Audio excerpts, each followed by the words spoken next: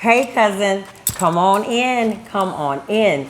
This is a little more work. Your favorite cousin, Coach Mo. Listen, cousin, we pulled up today on one of our favorite cousins. He's my favorite cousin. Like that really favorite on your mama's side cousin. That's him. Listen, this musician, I met him years ago.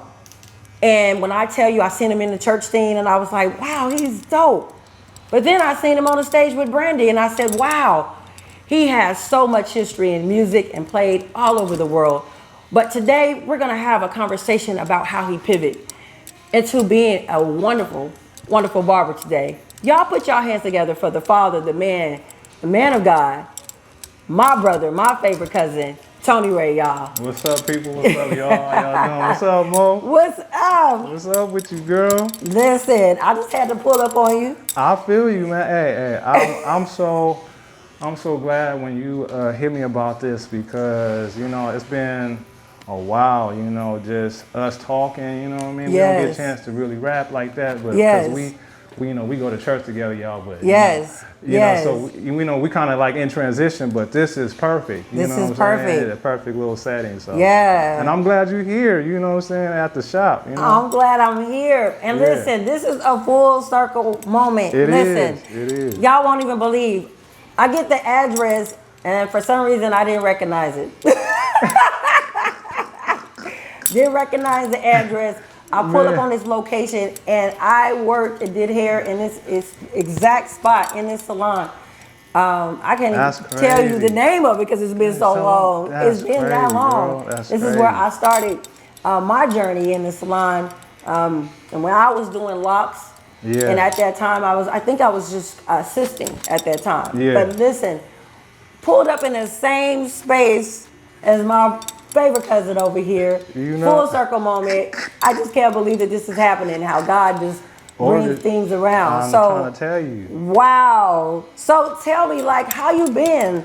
How are you? Well. I've been well. I feel like a lot has changed, within the years, but this is like my joy right here. What I do, Yeah. It's the same like when I'm playing music. Yeah. So I love this. You know what I'm saying? It's fun. I can tell you. You can see the passion in you. Yeah. I'm loving it. It was the best decision, for real, Mo. It was the best decision. I'm not gonna lie to you. Wow. So talking about the best decision. Yeah. Let's just take it all the way back. Yeah. I know you from the music scene. Right. I've always seen you in the church scene. And that was kind of how I was like, oh, that's Tonee Ray. Yeah. Tonee Ray was known to play with the greatest in the gospel, right? Yeah. And then I started seeing you kind of evolve out of that and transition into just experiencing being a musician outside of just the church. Yeah. How was that experience and how was that transition for you? That was a very easy transition because, when you playing in the church, you playing in front of however many people. Right. And you got to make them people feel the Holy Ghost. They got to feel His presence. Right. You know what I mean? Right. So playing on stage with, and it's very spontaneous in church. Yes. And so I feel like if you can handle those conditions, then you can handle the big stage. You can. Yeah, and playing with the same passion. Right. With the same passion because it is your spirit that goes out. You know what I mean? I feel like sometimes the secular artists kind of get the bad rap about, a church musician, oh, you going to play for woo, you should be playing in church. Right. But they need us out there. You know what I mean? Listen, let's you don't know pause these here. people that struggle and on stage, off stage, but when they see you or when you around them, they feel your presence. They like, yo, it's something about you. I mean, you calm or whatever it is, they are attracted to that. So I love that you said that. Yeah. I think that I grew up in church myself, grew up in a Baptist church right here in Oak Park at Trinity Baptist Church. Shout out to Pastor Harold, Pastor Ronnie. Yeah. I would say I went through different churches, but I always kind of felt like there was this stigma if you were singing in church, or you were playing in church, Yep. and you wanted to do something outside Yeah. of the church walls, Yeah. it was always a conversation of this feeling that you were doing something wrong. Like this Yep. condemnation type of energy. And I could even go back to when I was in Japan, and I just Yeah. remember my first time, singing in a pub lounge. Yeah, And I yeah. remember the pastors and the conversations around, like, she's singing in that club. Yeah, And I just remember the boldness that God gave me to not worry about the whispers. Yeah, for real. And I just went into it. I walked into it, and the freedom in that. How was that for you when you kind of had to kind of turn them voices off of the opinions of the church? Because as we love the church, y'all are favorites. Yeah, Don't get it yeah. wrong, but sometimes we do things that's not always in love. And we can have a conversation about that, That's because true. God is love. He is. And we he have to is. learn that we don't have to be judging folks, because we don't know what other people need of me, and need of you in those environments. People are dealing with so many things. How did you navigate that? And what did you see where you were like, man, I need to be here? Yeah, I think, one, if I could just say this short story, how I even got the gig to even play for Brandy, which most people kind of know me from, was I had gotten a text. I was at church. Okay. And it was a bunch of dates. And I thought somebody was scamming me. I was like, wait a minute, what's going on? I want to say it was after church, I had showed our pastor, Bishop, Parnell Lovelace. Yes. Bishop. Yeah, That's shameless our plug, bishop. yeah. That's our pastor. Shout out to Bishop Lovelace, Center of Praise Yes, on indeed. Capitol. Come on. Come on over, be there Sunday. Yes, indeed. Yeah. And he literally, he was like, you need to check that out, son. Look into that. Just make sure. Right. It looks promising. Right. Those are his words. It looks promising. Just check it out. And that's what I did. Wow. And literally, it was another artist that I had played for that was in a room with her MD at the time and mentioned my name. Wow. And my character and, my work ethic. And that's how I got the gig. Now look at God. You know what I mean? So I really didn't have to listen to the voices. Right. I feel like that was confirmation, Shout out to Dad for just believing in me and like, yo, check that out. And not being like, son, you don't, he could have did that, Yes. Or even when I had told him after, like, this is who I'm playing for, he could have said, yeah. But he was like, yo, yeah, he was, come on, man. I So love I didn't that. have to listen to no voices, you know what I'm saying? So I appreciate that about, my pastor. Yes. I feel exactly the same. Bishop, if you're watching this, I want to say thank you to you. Bishop don't even call me by my name. He called me MouthPeace. Every time he see me, he called me by my name. And he is one of the probably only pastors that I've ever embraced who I am. Yeah. How God created me to be. Yeah. And Bishop appreciates your talent and your art and your anointing, your gift. Yeah. And he knows that we're out here in the communities changing lives, and he supports that. Yeah. So I just shout out to Bishop for that, because we need people, leaders like that. For real. Because we haven't all had that. Every musician hasn't experienced that. Yeah. And they had to kind of be pushed out to the point where they were pushed out to the world. Yeah. Yep. And they're no longer the light. Right. So that's not everybody's experience. So it's not. We it's got not. some good fertile. We got a good soil there. Shout out to you, Bishop, for that. And you For know real. what? I've never been the type to really listen to people. I'm gonna follow my heart, my gut, God first. Yes. You know what I mean? So yes. if he say, yo, you go do that, Right. I'm gonna do it. Do it. You know what I mean? That's So it. That's just how I live. I'm not about to worry about what somebody else said or their fears on me, put their fears on me. Right. So, yeah, no. You Okay. can't hold me. You can't hold me. Can't hold him. You know You what I can't mean? hold him. You No, can't hold I'm him. going to do what I'm going to do, So. Listen, speaking of doing what you're going to do, let's go all the way back to, so we have music. Yeah. I know you're a father. Let's am. talk about that. I am. I've yeah. always seen you with your son Yeah, from when yeah. he was little. Always Yeah. like right there by your side. He ain't little no more. My God. I know. How old is he now? 19. Whoa, no, he's not 19. Yes, he is. Man. Wow. So talk about fatherhood. Talk about relationships. Let's dig deep. Like, Yeah. what was that for you? Like, were you always kind of like, you wasn't always a single father, right? No, I wasn't. I used to be married. I was married for 13 years. Okay. And, you know, when you're young and you don't know or have the tools to manage a relationship, your marriage, you know, it's hard. You know, it's hard to maintain that. But we stayed in it because of, you know, the kind of the stigma in the church. You know, like, oh, if you divorce, you know, that's bad. You know, you should never do that, you know? Right. And so we stuck things out because of family and, you know, had their input on it.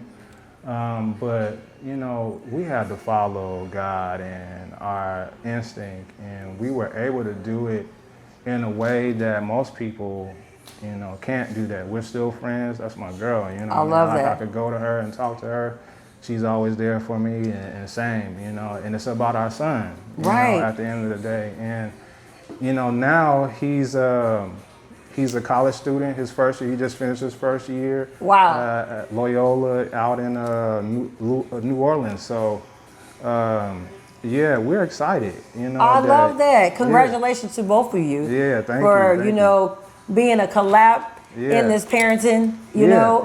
That's always been tough, you know, and I understand, you know. I've experienced that myself, you know, having to raise, you know, children together and doing it as a unit. And you don't have to be in a romantic relationship to be effective, you know, effective parent. So I love that. And shout out to anyone that is really co-parenting for real and really it's about the child, it's about the children. It's not about your own personal hang-ups. Come on. And so I love that you were able to set that aside and make it be more intentional about, you know, we're here to set the example for our son. You know, and we still can be best friends and be cool.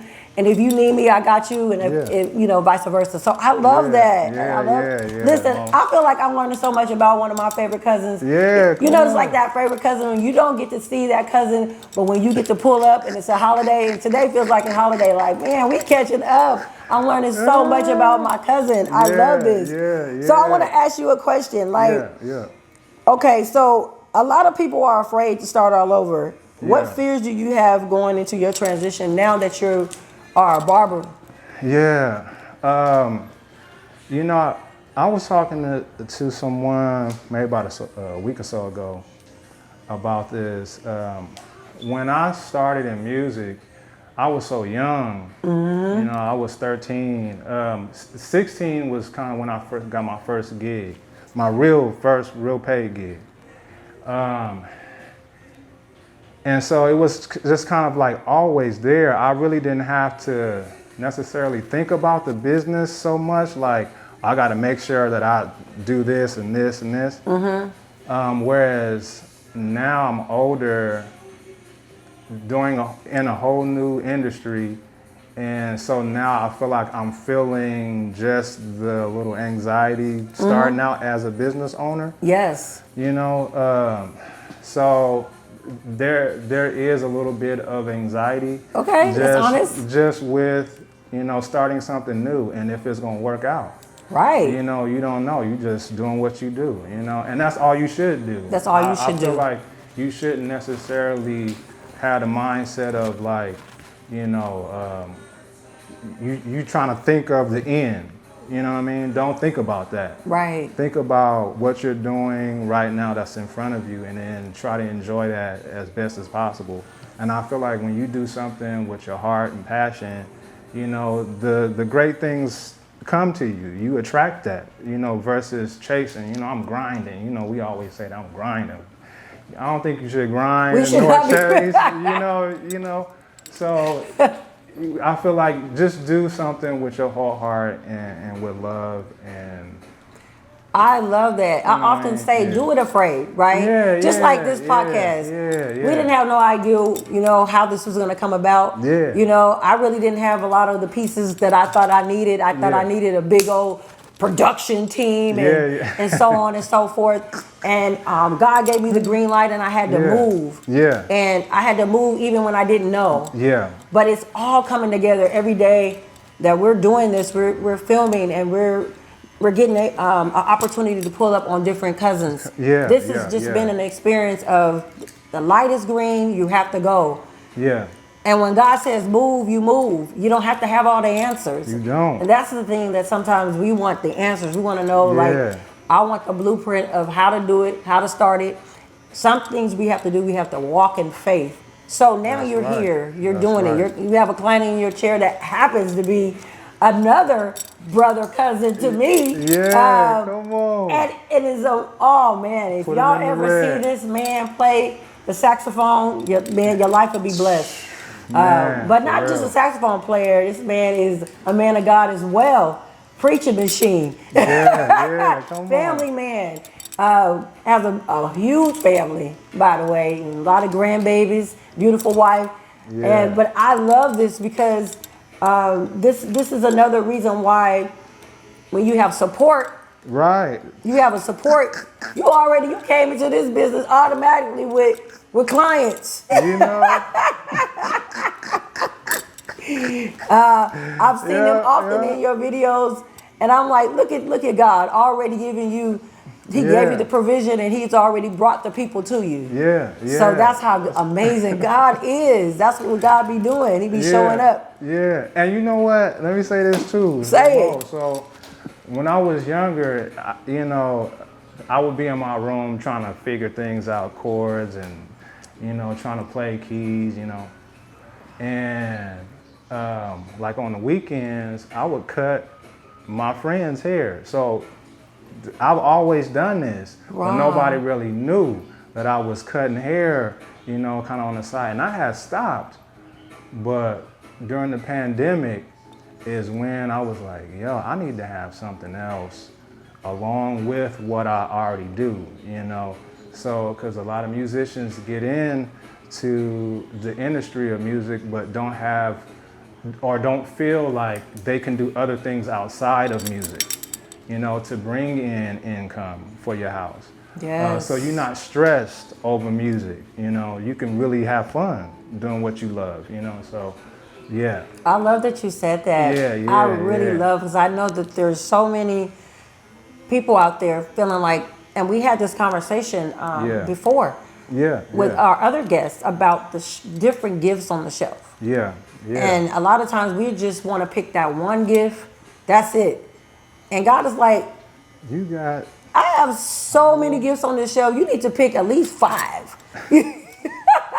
At least 5. Yeah, come on. And when you tap into that, you have freedom on you. I can just see it. Yeah, man. I'm loving it, Mom. I love to see you in this space. It just seems like you just are comfortable. Yeah.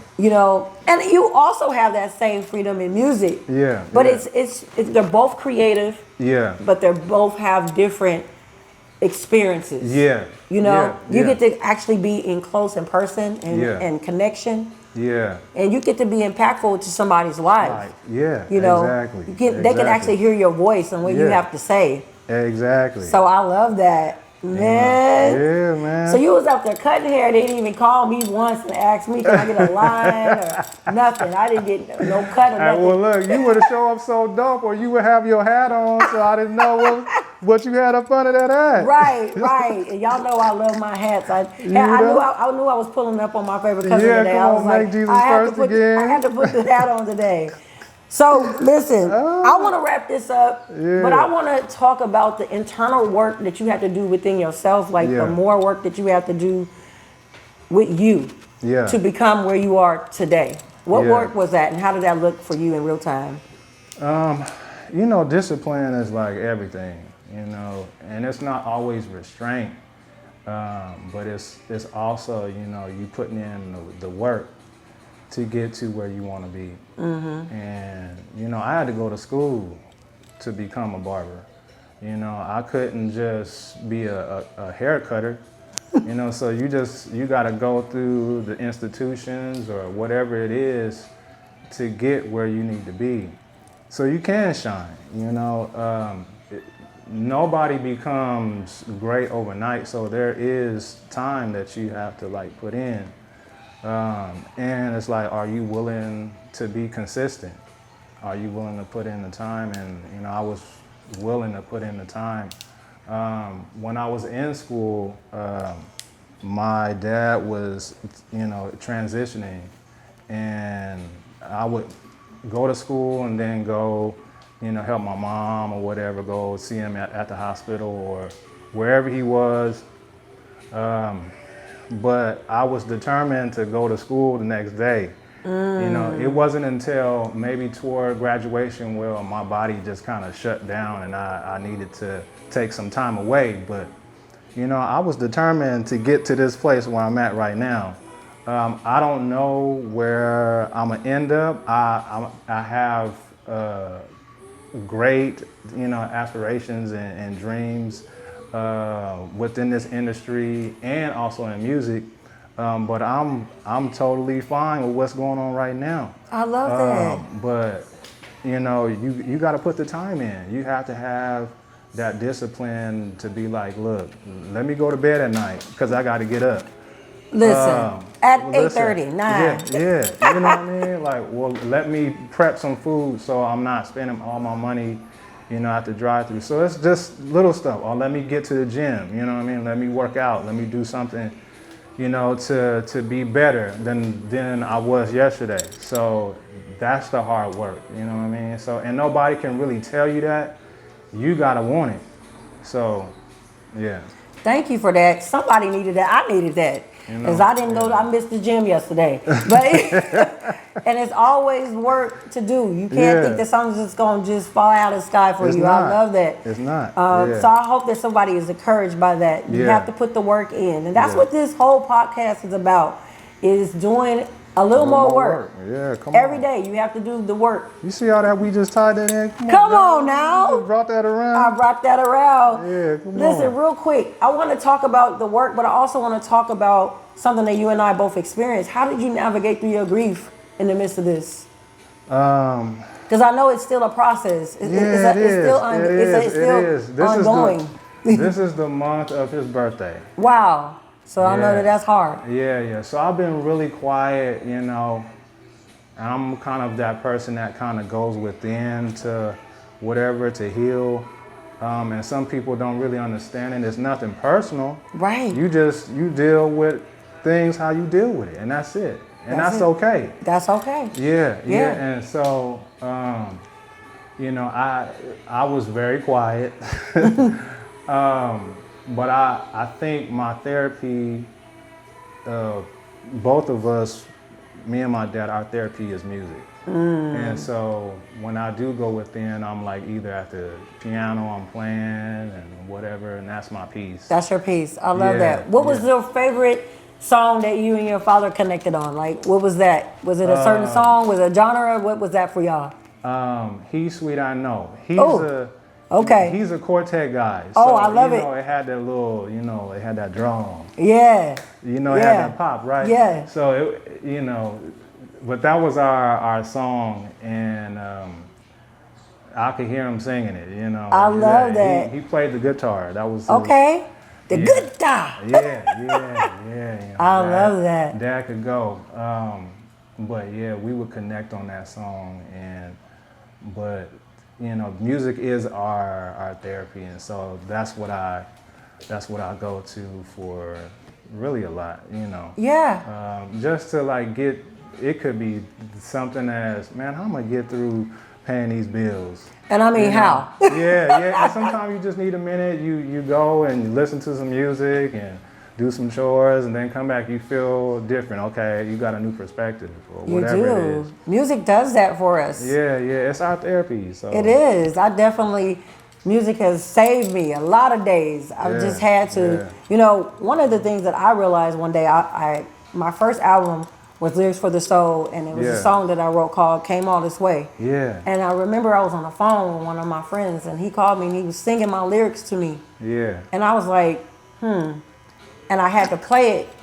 And I was like, wow, God is so funny that I wrote those lyrics like over 20 years ago, and it's still like timeless. Yeah. You know, yeah, it's yeah. irrelevant. It is. Because I have came all this way and I can't give up today. Yeah. And that's what music does. Yeah, I feel like we got the cheat code when in life with that. You know? Yeah. And we should always make sure we tap in with that to those that that may not study your craft or whatever the case may be. Do that. Continue to, you know, something, even those that don't play music. You know, music is there, it's healing. I mean, my aunt, she's a therapist and a music therapist and goes around to different homes, group homes, and plays music for children, adults that are going through whatever it is in life. And it's a healing tool for them. So I love that. Shout out to your aunt for that, because the community needs that. we need it. They man. need that. Shout out to your aunt for that, Yeah. because that's something that a lot of children, they don't ever get to experience when somebody comes in, and especially kids that deal with behavior. I come from behavior therapy, so I understand that's my Right. background. Right, And right. music was always kind of the tool that I used to use. Yeah. So I get that. And we just Yeah. need that for ourselves, as adults. Yes, we we do, need it we for do. ourselves as adults. we do. Listen, you already in talks to the people. If you have one more thing to say, to share, encourage somebody that maybe they want to be a barber or maybe they want to be a musician, what would Yeah. you say to kind of their last little words to encourage them to just keep on going? You kind of touched on it already, but Yeah, but I would say, you know, surround yourself with, you know, people that's gonna really look out for you, tell you the truth. You know, your circle can be, you know, it could be your lifeline sometimes. And it could be one or two people. It could be one person, you know, that person that you can really, truly trust.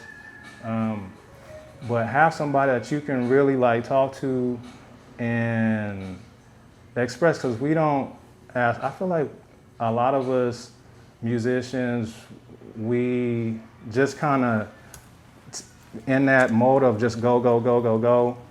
And we don't never really take the cape off sometimes. So, you know, even barbers, you know, we just go, we are therapists for so many, but who's listening to our problems? You know, so That's good. You know, so have somebody, you know, that you can just, you know, kind of take the cape off with sometimes. So y'all cousins, did y'all hear that? yeah. Take the cape off. It's okay. It's Yeah. okay. Yeah. Give yourself permission to take the cape off. Listen, cousin, this has been so amazing to pull up on my cousin, Tonee Ray. Listen, if you didn't hear anything, I hope you heard to take the cape off, put the work in. Yeah. It's not going to fall out of the sky. It sure ain't. Listen, and one more Although we thing. wish it did, though. Right. If it fell out the sky, that would be awesome. But you have to put the work in. Yeah. Whatever you do, keep doing a little more work. We love you and we appreciate you, cousin. We'll be talking to you soon.